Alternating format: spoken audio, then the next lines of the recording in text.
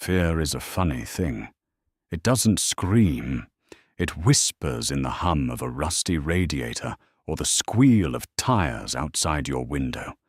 For 4 years, a chubby bookkeeper from Chicago kept a secret that could burn down the underworld. But the devil always collects his dues.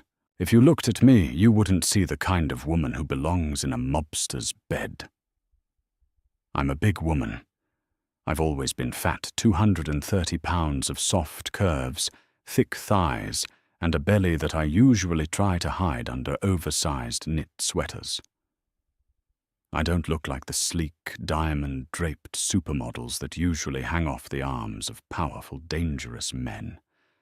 I look like a regular, exhausted single mother living in a damp, sleepy logging town. Which is exactly what I was trying to be.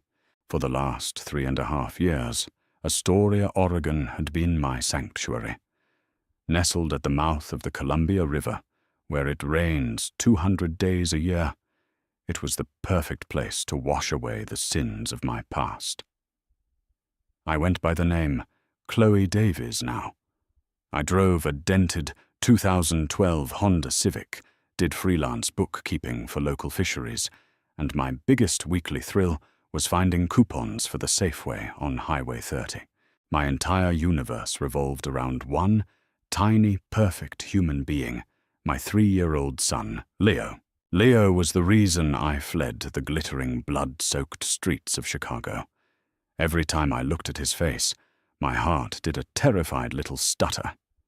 He had my button nose, but everything else, the sharp cut of his jaw, the thick, dark hair, and most terrifyingly, those piercing ice-blue eyes, belonged completely to Dominic Valenti. Dominic wasn't just a businessman. He was the underboss of the Valenti crime family, a man whose name was only spoken in hushed, terrified whispers in the back rooms of the Loop. When I first met Dominic, I was just a naive accountant, hired by a shell company, Vanguard Logistics, to audit their books. I was invisible to the world, a heavy girl who spent her lunches eating alone at her desk. But Dominic saw me. He didn't just see me. He devoured me. He cornered me in the server room late one Friday night, smelling of expensive leather gun oil and Tom Ford cologne. I thought he was going to kill me for noticing the discrepancies in his ledgers. Instead, he kissed me. For 6 months, we had a violently passionate secret affair. Dominic worshipped my body. He made me feel like a goddess, tracing the stretch marks on my hips like they were constellations, pulling me into the shadows of 5-star hotel suites and taking me with a possessive hunger I had never known. I fell in love with a monster, because to me, he was gentle, until the night I stayed late to drop off some paperwork at a warehouse in Cicero. I heard the screaming before I saw it. Through a cracked window, I watched Dominic. My Dominic, the man who kissed my forehead while I slept, beat a rival associate to death with a heavy steel wrench. The cold, dead look in his eyes as the man's skull caved in shattered my delusion. He wasn't a misunderstood businessman. He was a ruthless killer. The very next morning, a cheap drugstore test flashed 2 pink lines. I was pregnant with a mafia enforcer's child. If I stayed, my baby would be raised in blood. If I ran, Dominic would hunt me down. I chose to run. I packed a single duffel bag, drained my modest savings, and took a Greyhound bus halfway across the country. I thought I had succeeded. I thought the Pacific Northwest rain had erased my scent. I was wrong. It started on a random Tuesday in November. I was standing in the aisle at Safeway, comparing the prices of whole milk and tossing a box of cheddar goldfish into the cart. Leo was sitting in the buggy, babbling about a yellow dump truck. I turned around to grab a jar of peanut butter, and the hairs on the back of my neck stood up. A man in a sharp charcoal suit was standing near the bakery section. He wasn't buying anything. He was just looking at me. not with casual curiosity, but with the cold, calculating stare of a predator mapping out a cage. His suit was too expensive for Astoria. His posture was too rigid. Panic, cold and sharp, flooded my veins. I immediately abandoned the peanut butter, grabbed the cart, and practically ran to the self-checkout. My hands shook so badly, I dropped my debit card twice.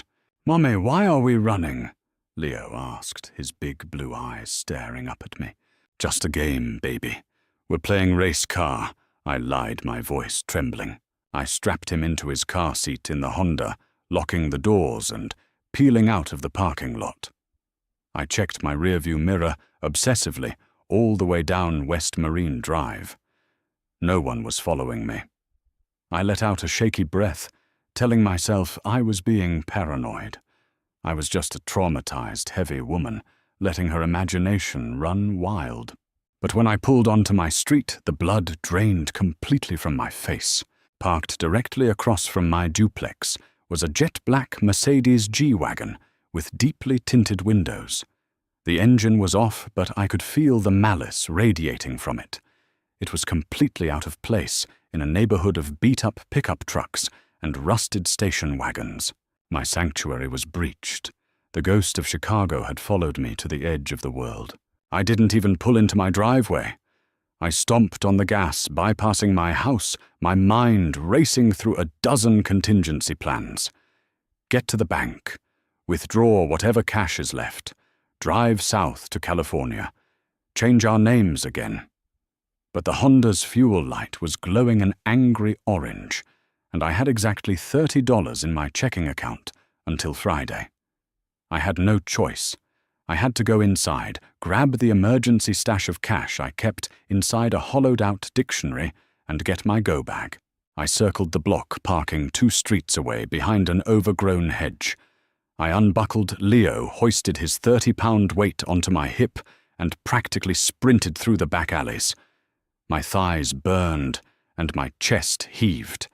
Carrying him while sprinting wasn't easy for me, but adrenaline is a hell of a drug. Shh, Leo. We have to be really, really quiet, I whispered, unlocking my back door with trembling hands. The house was completely dark. The air felt heavy static like the atmosphere right before a violent thunderstorm. I locked the deadbolt behind me, set Leo down in the living room, and handed him his favorite plush Paw Patrol toy. "Stay right here, baby. Mummy is going to pack some bags for a surprise vacation."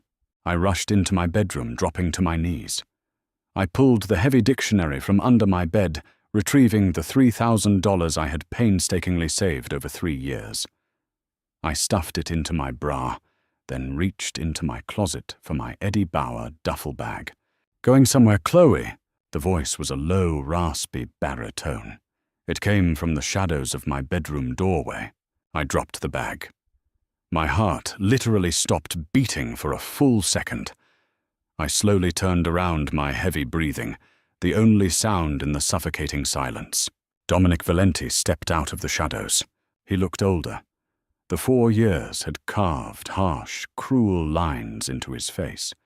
He was dressed impeccably as always, in a tailored black suit that hugged his broad, muscular shoulders. But his eyes, those terrifyingly calm, ice-blue eyes, were fixed on me with an intensity that made my knees buckle. "Dominic," I choked out, backing up until my spine hit the closet door. "You changed your hair," he observed, his voice eerily calm as he slowly walked toward me. He didn't look angry. He looked entirely lethally in control. "Brown suits you, but you kept the weight. I'm glad. I always loved how soft you were." "How did you find me?" I whispered, wrapping my arms around my stomach protectively. "You're a smart girl, Chloe. Smarter than most of the guys working on my payroll," Dominic said, stopping just inches away from me. The familiar scent of his cologne filled my lungs, bringing back a wave of intoxicating memories and pure terror. "But nobody stays invisible forever. You paid a dental bill 6 months ago. The clinic's third-party billing software routed through a server in Chicago. It took my guys 3 weeks, to trace the IP, and another 5 to physically locate you. He reached out. I flinched, turning my face away, but his large, calloused hand simply cupped my jaw. His thumb stroked my cheekbone. The gentleness in his touch was entirely at odds with the monster I knew he was. "Why did you run, mia dolcezza?" he murmured, his voice dropping to a hypnotic whisper. "I tore Chicago apart looking for you. I burned down 2 rival factions because I thought they took you. I tortured men to death, trying to find a woman who simply packed a bag and bought a bus ticket. Why?" Tears spilled over my eyelashes. "Because I saw you, Dominic. I saw what you did behind the warehouse. I saw you cave that man's head in. You're a murderer." Dominic's eyes darkened, the warmth instantly vanishing. "I am what I have to be to survive. I never would have hurt you. I gave you everything. I worshipped the ground you walked on. You would have dragged me down into hell with you." I spat, finding a sudden, desperate surge of courage. I couldn't live in that world. "So you stole yourself from me," he said, his grip on my jaw tightening, just enough to let me know I couldn't pull away. "You sentenced me to 4 years of agony. I should punish you for that." Before I could respond, a small, sleepy voice drifted from the hallway. "Mummy, I thirsty." Dominic froze. His hand dropped from my face. Every muscle in his body turned to stone as he slowly turned his head toward the bedroom door. Standing in the hallway, dragging his Marshall the Dalmatian plushie on the floor, was Leo. The hallway light illuminated the toddler perfectly. He rubbed his eyes, looking up at the massive, terrifying stranger in his house. I lunged forward, trying to block Dominic's view, trying to shove him out of the way. "Don't look at him! Don't you dare look at him!" I screamed, the maternal instinct overriding my fear of death. But Dominic easily caught my wrists, pinning them behind my back with one hand while he stared at the little boy. The silence in the room was absolute. I could see the exact moment the math clicked in the Mafia Boss's head. He looked at Leo's dark hair. He looked at the shape of his jaw. And then he looked into the child's eyes, an exact, undeniable mirror of his own. Dominic's chest stopped moving. He released my wrists, taking a slow, staggering step back. For the first time since I had known him, the ruthless, cold-blooded enforcer of the Valenti crime family looked completely, utterly terrified. "Mommy, who is the big man?" Leo asked, tilting his head. Dominic slowly turned his head to look at me. The betrayal in his eyes was so profound, it made my stomach churn. The calculating predator was gone, replaced by a father who had just realized he missed the first 3 years of his son's life. "You didn't just steal yourself from me, Chloe," Dominic whispered, his voice trembling with a terrifying, quiet rage. "You stole my air." The world didn't end with a bang or a scream. It ended with the soft click of my front door shutting behind us. Dominic didn't yell. He didn't pull a weapon.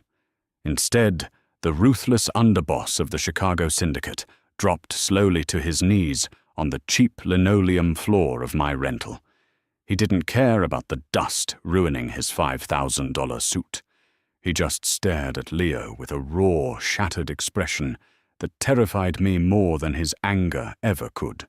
"Hi," Leo chirped, completely unfazed by the tension suffocating the room. He reached out with a sticky, juice-stained hand and patted Dominic's pristine lapel. "I'm Leo. I have a fire truck." A ragged sound, something between a laugh and a sob, tore from Dominic's throat. His massive, trembling hands reached out, hesitating for a fraction of a second, before gently gripping Leo's tiny shoulders. "Leo," he whispered, tasting the name like it was a sacred prayer. You are beautiful. You're perfect." He looked up at me, the vulnerability in his ice-blue eyes hardening back into obsidian glass. "Pack your bags, Chloe. You have 10 minutes. Take only what he needs. Everything else will be bought new." "Dominic, please." I begged, tears streaming down my face. You can't take us back there. You can be part of his life, but we can't live in Chicago. The violence. You don't have a choice. His voice cracked like a whip, silencing me instantly. He took a deep, steadying breath, forcefully reining in his temper for the boy standing between us. The man you saw in the grocery store today, the one in the charcoal suit. I nodded, my throat tight. Your scout, the one who tracked my dental bill. My scout tracked you digitally, Dominic corrected his voice, dropping to a lethal whisper. But my men didn't arrive in Oregon until an hour ago. The man you saw in Safeway was Lorenzo Ricci. He's a contract killer for the Moretti Syndicate. The floor seemed to drop out from beneath me. My lungs forgot how to pull in air. The Morettis found out I was bleeding, the city dry, looking for a woman. Dominic continued standing up and pulling his phone from his pocket. They didn't know who you were, but they knew you were my weakness. They tracked my digital footprint to Astoria. If I hadn't pushed my pilot to fly through a storm front to get here tonight, Ricci would have followed you home. You and my son would already be dead. I was completely paralyzed. The illusion of my safe, quiet life shattered into a million jagged pieces. I hadn't been hiding. I had been sitting on a powder keg, entirely defenseless. 2 hours later, we were in the air. We flew out of a private airfield in Portland on a Gulfstream G650. I sat huddled in a plush leather seat, clutching a sleeping Leo to my chest. Dominic sat across from us, nursing a glass of scotch, his eyes never leaving our faces. He was a predator, guarding his den, watching my every breath. By sunrise, we landed in Illinois. But we didn't go back to Dominic's penthouse in the city. A convoy of black SUVs drove us to a heavily fortified, sprawling estate deep in Lake Forest, completely hidden behind wrought-iron gates and ancient oak trees. Men with visible shoulder holsters patrolled the grounds. "Welcome home," Dominic said, coldly, as the heavy mahogany doors swung open. My new life was a gilded cage. For the first 2 weeks, I wasn't allowed to leave the master wing of the estate. Dominic hired a small army of nannies, private chefs, and tutors for Leo, showering the boy with vintage train sets, custom-made clothes, and a level of adoration that bordered on obsession. Leo, innocent and adaptable, immediately worshipped his new papa. For me, the treatment was far more complex. I was furious, terrified, and deeply ashamed of how quickly my body still responded to Dominic's proximity. He was a tyrant, controlling my schedule, my meals, and my security. Yet in the quiet hours of the night, when the house was asleep, the ruthless Mafia Boss would slip into my room. He didn't force himself on me. Instead, he would sit on the edge of the mattress, running his warm hands over my thick thighs and soft stomach, with a desperate, starved reverence. "You hide yourself in these massive sweaters," he murmured one night, his knuckles brushing against my cheek. "The wives of my captains, they starve themselves. They inject poison into their faces to look like plastic dolls. But you, Chloe, you are real. Every soft inch of you is mine. I will burn the world down before I let anyone make you feel less than a queen." His words were intoxicating, a venomous syrup that seeped into my insecurities and made me feel terrifyingly powerful. He hired private seamstresses from Milan to come to the estate, forcing them to measure my plus-size frame and craft custom silk dresses, cashmere coats, and tailored trousers that hugged my curves perfectly.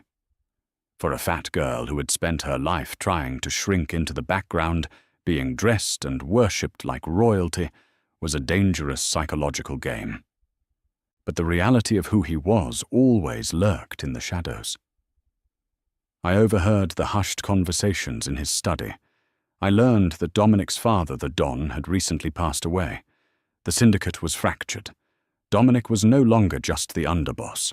He was fighting a bloody clandestine war for the head of the table. and my presence the sudden appearance of a secret heir and an unapproved, unblooded woman was causing dissent among his most loyal captains, particularly with Vincent Castellano, his oldest advisor.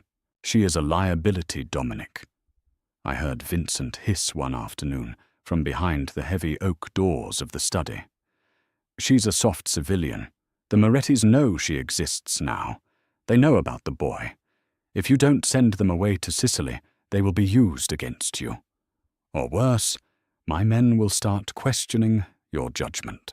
If any of your men question my judgment, Vincent, I will send you their tongues in a velvet box." Dominic's voice replied cold and dead. "Chloe stays. The boy stays.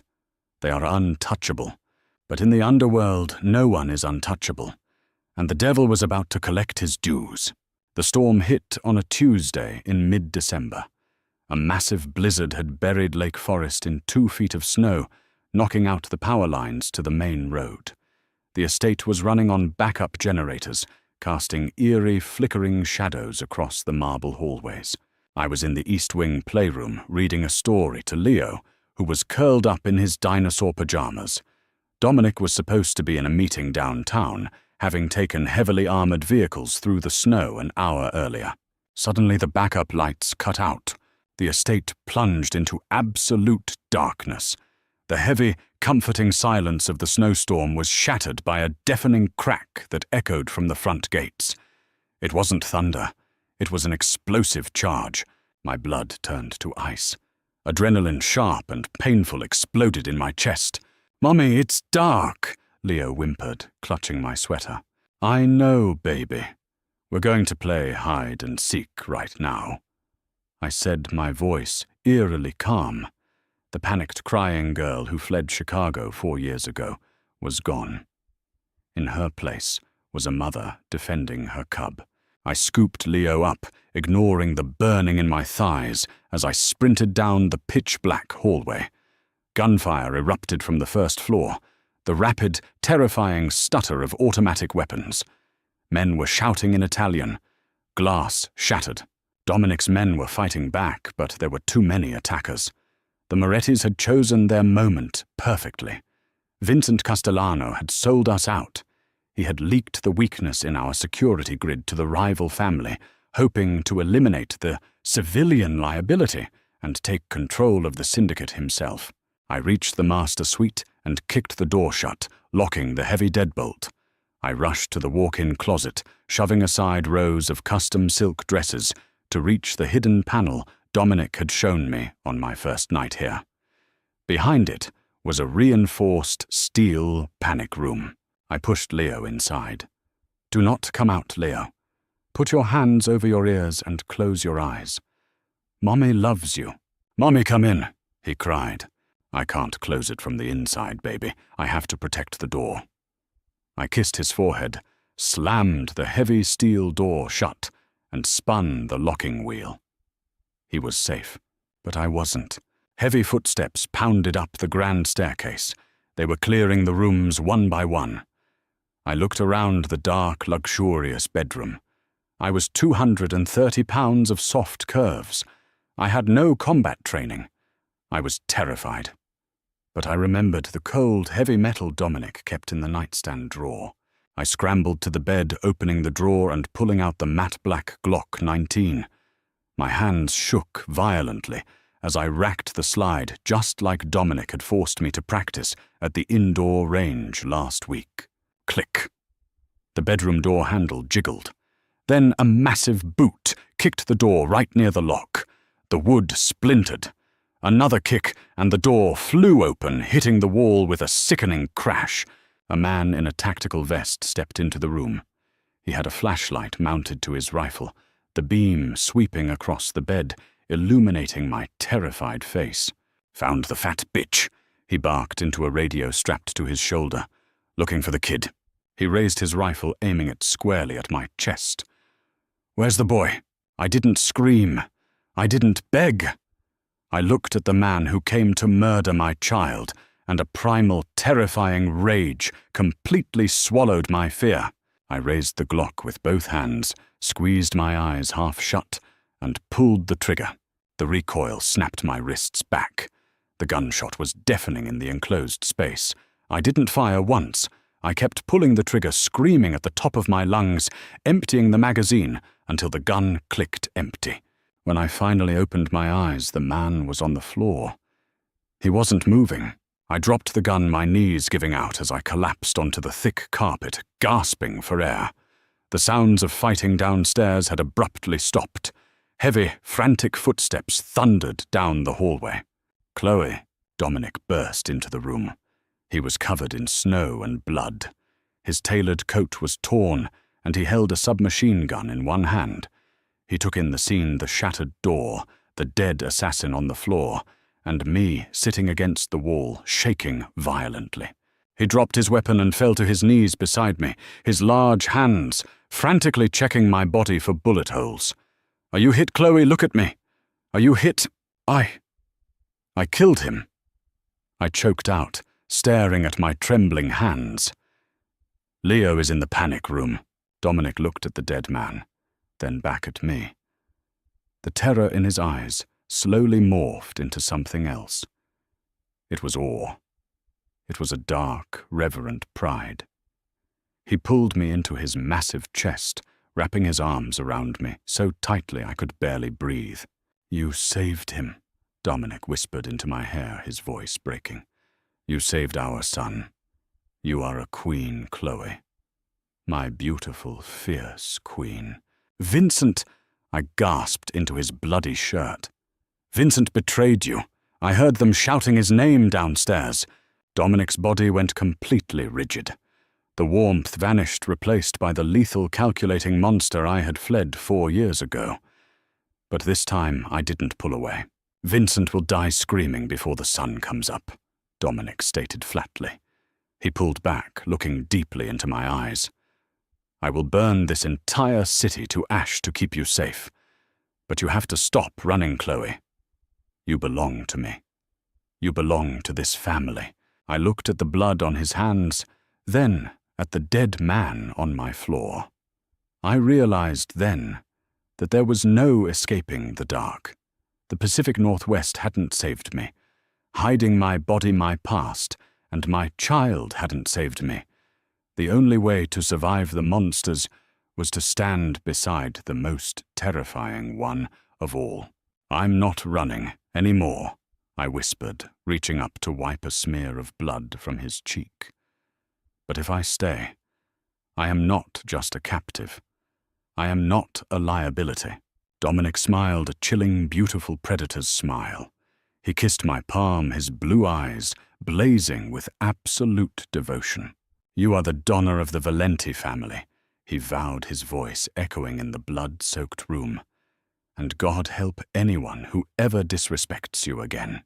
Did Chloe's terrifying journey keep you on the edge of your seat? The underworld is full of dark secrets, and this is just one of many true-life tales of survival, devotion, and dangerous men.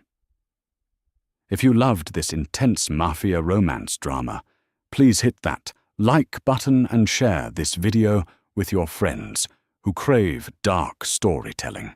Don't forget to subscribe to our channel and turn on notifications so you never miss a thrilling update.